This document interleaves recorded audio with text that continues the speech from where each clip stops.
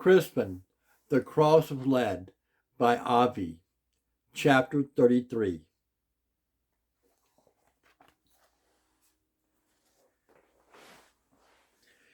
We set out early the next day beneath gray skies and scudding clouds.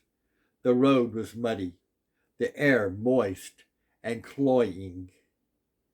I was very anxious. Though Bear tried to wear his customary cheerful face, I sensed there was unease in his part too. Of this, however, he gave no voice. At first we traveled as we usually did, alone.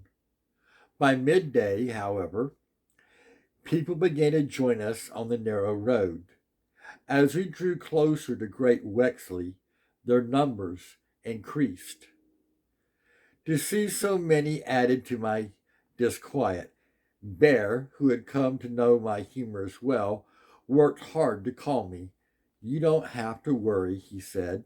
"You'll be safe. In the name of Jesus, I'll see to that." As the road began to widen, it became more and more crowded. Knowing how ignorant I was of everything, Bear tried to explain some of what we passed. "That one is a pilgrim," he said, pointing to a man walking very slowly, his head down. "Notice his gray robes, as well as the heavy metal cross around his neck. With his hood up and his eyes cast upon the ground, he's surely reflecting on his many sins. From the look of it, he'll probably need to go all the way to Avignon to see the Pope in his French palace, or perhaps go as far as Jerusalem." A closed wagon came by, its wheels rimmed with iron, something I'd never seen before, and marveled at. Pulled by large horses, it was surrounded by a group of men armed with glaives. The wagon, Bear assured me, contained some rich lady in search of a wayward husband. "How do you know?" "I'm only guessing." "Could it be a rich man?" "It could," he said with a laugh, "and he looking for a wayward wife." There were many peasants with baskets and sacks upon their backs. One woman I saw bore two buckets, each one dangling from a shaft. The shaft balanced on her shoulders. Some folk walked beside their wagons, others pulled them. Children were equally engaged. Bear pointed out London, Flemish, and Italian merchants, identifying them by their particular garb or badges. There are also a great variety of priests, nuns, and monks. One monk wore the black robes of the Benedictine order. A Dominican, they preach well, was in white. Still another was in rough brown robes and sandaled feet. "He's a begging friar of the Franciscan rule," Bear said. "They take their sacred vows of poverty to heart. May God always look kindly on him and his kind." He made me give the friar a penny. Some officials were, he said, from the county. One or two on horseback, he claimed, had come from the royal court in Westminster, close to London. "Have you been there?" I asked. "I have," he said, as if it were a common thing. There were tradesmen, traders, tinkers, masons, and carpenters hauling goods of one kind or another. Bear indicated a doctor, a lawyer, and an apothecary. One man, astride a great horse, was, he said, a tax collector. He was closely guarded by armed men. Just to see him made Bear irate. By the roadside were scores of people crying goods for sale or trade. Their offerings were laid out in stalls, low tables, on pieces of cloth, even on the ground, For the most part, they were dressed more poorly than others I had seen.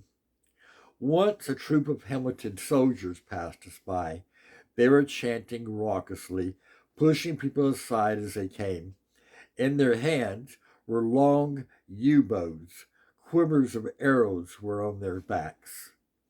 Aside from the sheer number of people, what struck me most were the many ways people dressed, along with the great variety of colors to their clothing, colors I had never seen before, nor could even name. It was as if rainbows had come to earth, draped themselves on these folk, and paraded along the road. I soon realized it was not just words I had to learn to read, but what people wore as well. The town will be crowded, Bear said. You'll see. People come from great distances. He seemed pleased. Though all but overwhelmed by what I saw, I was fascinated. To be sure, I stayed close to Bear as he strode forward with great swagger. When people saw him coming, they hastily stepped aside, gazing at him in awe once he went by. It made me feel proud and safe. But now the market town of Great Wexley loomed before us, as if it had sprung from the ground. Its brown stone walls were immense, stretching away for as far as I could see.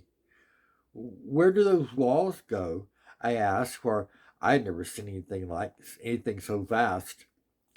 They surround the town in a great circle, Bear said. Why a circle? To keep all enemies out. Then after a pause he added, and in. Above the walls I observed spires, some with crosses, from which hung a host of multicolored pennants, tossed and turned by breezes.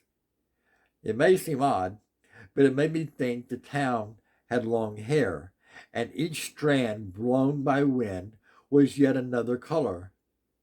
I saw many housetops too. It all seemed immeasurable. By now, the people upon the road had swollen to such great numbers, the press became intense. A constant clamor filled the air. I kept turning about, trying to see and hear the all of it, asking Bear what this or that might be, but he, no longer of a mind to answer my endless questions, strode on silently. I found myself reaching out to touch him, lest I fall behind. As he drew closer to the walls, people began to squeeze together tightly. I wondered why, until I saw the town's entryway before us. Built into the great wall, it was a deep tunnel that revealed just how thick the walls were. The Bishop's Gate, Bear said. This entryway consisted of two massive black wooden doors, each one studded with iron bolts.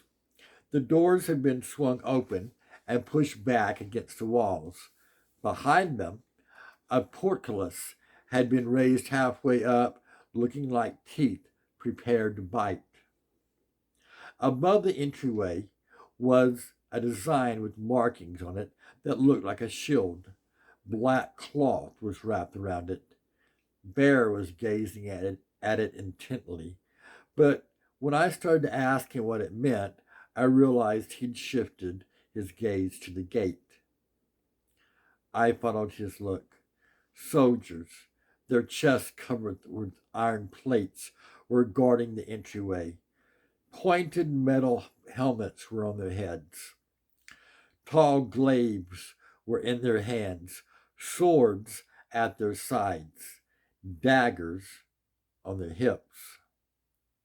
Atop the walls were other guards. What's more, the soldiers were allowing only a few people in at a time. Remembering the men at the bridge, I grew alarmed. I think, I whispered, my mouth dry, they're looking for someone. End of chapter 33 of Crispin, The Cross of Lead by Avi.